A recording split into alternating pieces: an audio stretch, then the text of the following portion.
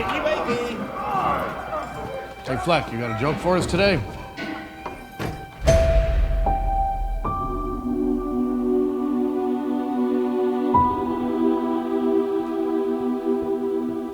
Where are they right now? Prison? We use I don't music know. to make us whole, to balance Thinking the some kind of fractures asylum. within ourselves. I'm nobody. I haven't done anything with my life like you have.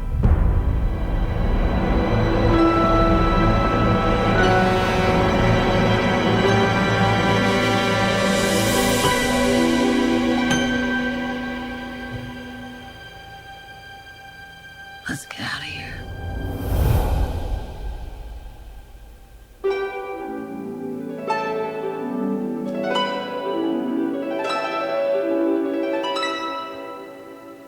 What the world needs now is a love, sweet love. It's the only thing that there's just too little of. What the world needs now is love, sweet love. Tell us, what's changed, Arthur? I'll tell you what's changed. I'm not alone anymore. That's what we should be talking about.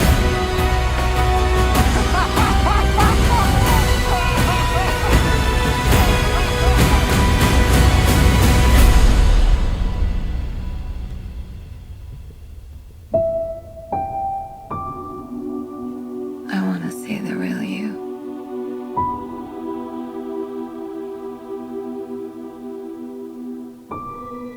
I love that Wow, shot. that's crazy. That's a good shot. That's perfect. Wow.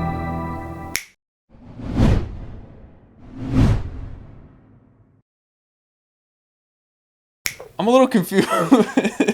Yeah, I feel like this movie's gonna be like a complete like trip, kind of. Yeah, it seems to me, I mean, the madness we're going to see on screen, I think it might just be all in their heads. For the Yeah. most part, for like, because it's going to be a musical, right? Mm-hmm. And they went out and said that it's not going to take away from like the actual story. It's still going to hold true kind of like the first one, but there's going to be a lot of musical aspects to it.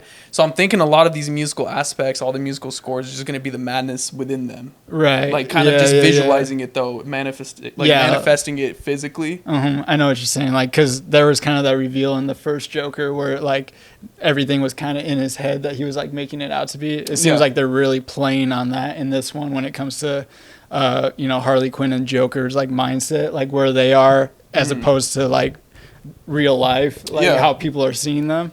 Yeah, dude, I think they're really playing with that kind of concept. Like, yeah, it looks cool. Yeah, and it would make sense because I don't know if you remember the first movie where he had the stand-up comedy, right? And there was a point where it seemed like he was killing it, bro. Everyone was loving it, but that just wasn't the case. Right, That was just yeah, all yeah. in his head. Yep. I mean, he's slowly just going to lose it and lose it and lose it even more. And you're going to see that progression.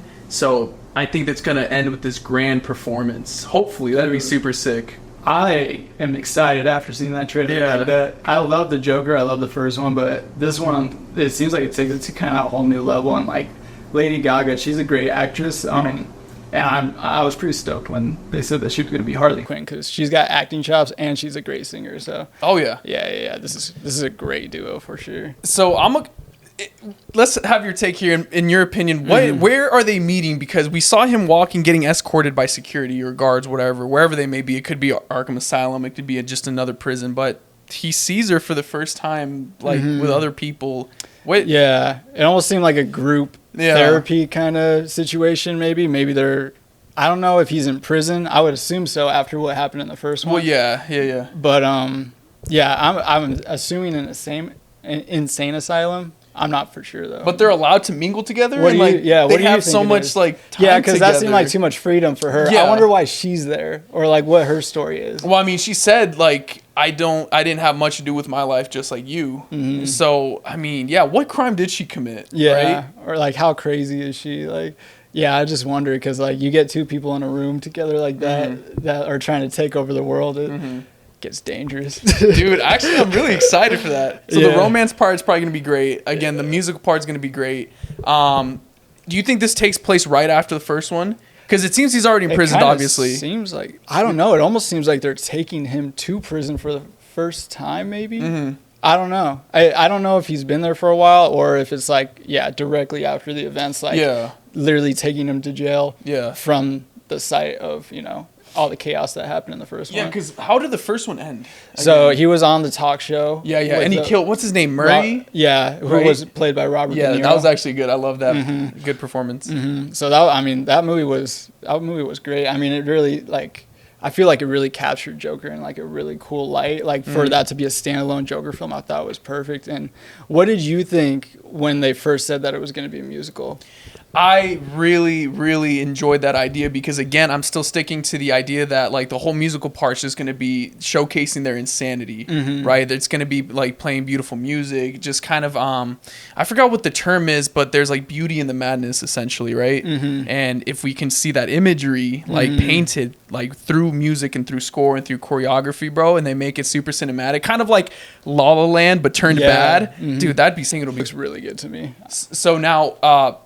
let's think of inclusion for like actual lore, Batman lore, because we kind of saw something interesting in the first movie where, it had to do with like Bruce Wayne and his parents, right? Are we going to see any kind of reference to the Waynes in this movie? Do you think they're just going to stick to Joker and not really explore further lore? What do you expect? I think they'll explore it, but I don't think at least in this movie they'll dive all the way into it. Yeah. Maybe in the first one it was just supposed to be a thing like, hey, remember this is a part of the Batman world kind of thing. Yeah. I don't know if it was that or they were trying to allude to something happening into the second one. But either case, I kind of hope it kind of stays to, you know, the Joker story and Harley Quinn story. Yeah. And I hope it's not really too much of like them two villains versus like, you know, a hero or something. Because the first story for the Joker was, I mean, it's not what you see out of a superhero or, that's right, you know, kind of movie. Usually it was very like dramatic for sure. So I kind of hope we keep that kind of tone with this one, you know. Do you think we'll see like cameos from other villains in the lore? I would Whether think it be so. A penguin or, you know. I would think so, just to kind of build that, you know, just kind of, I feel like having those little like, you know, just having those little things kind of makes the fans go, oh, what the heck? Like, what's that? What's that? You know, so some good fan service. For sure. But yeah, I don't know if they'll dive fully into like necessarily including like a Batman into this one. What do you think? Yeah, I'm not expecting it either. I hope they don't. Yeah. If I'm being completely honest. But I do want to ask you though, do you remember in like before the first one released and even into the release, bro, there were so many different kind of warnings saying that, hey, this movie's triggering for some people. Like, be cautious going into it. Like when I first saw those warnings, dude, it actually made me scared. I honestly, I was like, dude, should I go watch this? Like, they're making it seem like it's that insane. For sure, yeah. So hopefully that the second movie kind of hits the same factor. I think it will. I think they're like really emphasizing that, like that, because the way they presented like mental health in the first movie, I thought they did a pretty good job of like, this is what he's seen and this is what actually is happening to like everyone that's looking at him. Yeah. Like those two perspectives. So that was kind of a trip in that first movie, and it seems like they're just like going full blown, like, let's go crazy with this in this movie. You ever seen A Star Is Born? I haven't actually. You haven't? I have not. Bradley Cooper, Lady Gaga. Okay, I was gonna say this is gonna be a mixture of that movie with La La Land, just bringing everything together. What is your favorite representation of Joker? Oh, I mean, I'm a Heath Ledger fan. Good. I love his Joker. I think it's iconic, absolutely iconic. I know there's other ones that are great too, but that's the one that I'm like, Heath Ledger. He was my Joker. I mean, how can you debate that, really, right? I don't know, man. I think he kills it. Yeah, that is just, I could watch that all the way through. Yeah, every time it's on TV, pretty much. Yeah. I didn't watch The Batman, right? What is that? Came out 2 years ago. Did they have a Joker in that? They actually did cameo a Joker in that one. Did they? That wasn't, Joaquin Phoenix. So, like they're kind of building up to have like another Joker character in that one. So, because my initial idea or my initial thought was that, that one is going to be the one that crosses with Joaquin Joker's Phoenix. I thought that was kind of what they were doing in the first one, trying to set that up. I don't think that's the case. I don't think so, no. This is its own isolated kind of universe. I think so. And I hope it kind of stays that way, honestly. Yeah, but would it make sense for those two to cross? Let's say if there was potential, like, yeah. I mean, I don't know how gritty the first one is, or I mean, you made it seem like it was pretty dark. They kind of have the same tone. Yeah, they do. Yeah, so it would make sense to me for sure. So I think that could be exciting in the future, but I don't know, these Joker movies, I just don't want them to get too into like the money chasing kind of thing, you know? I mean, dude, we kind of saw the Joker they presented in like the first Suicide Squad. Like, right. Something like that was just kind of trash. Yeah, it's tacky, bro. Super, yeah. Yeah, so, no, I'm glad we get these now, yeah. Yeah, and I'm actually curious to see how much more stress Joaquin Phoenix put on himself. Because I remember reading in the first movie, he really had to go through like a lot to really get himself prepared for that role, bro. Like, he actually kind of lost his mind. Like, you know, physical toll, mental toll. So, dude, if he's willing to play that part, dude, this second movie is probably gonna be insane, dude. Yeah, because his performance that first one was crazy. Yeah. Like there's that iconic stair scene where he's dancing down the stairs and he just, dude. I hope they include more like that. Yeah, it was great. It's iconic moments. It was great. I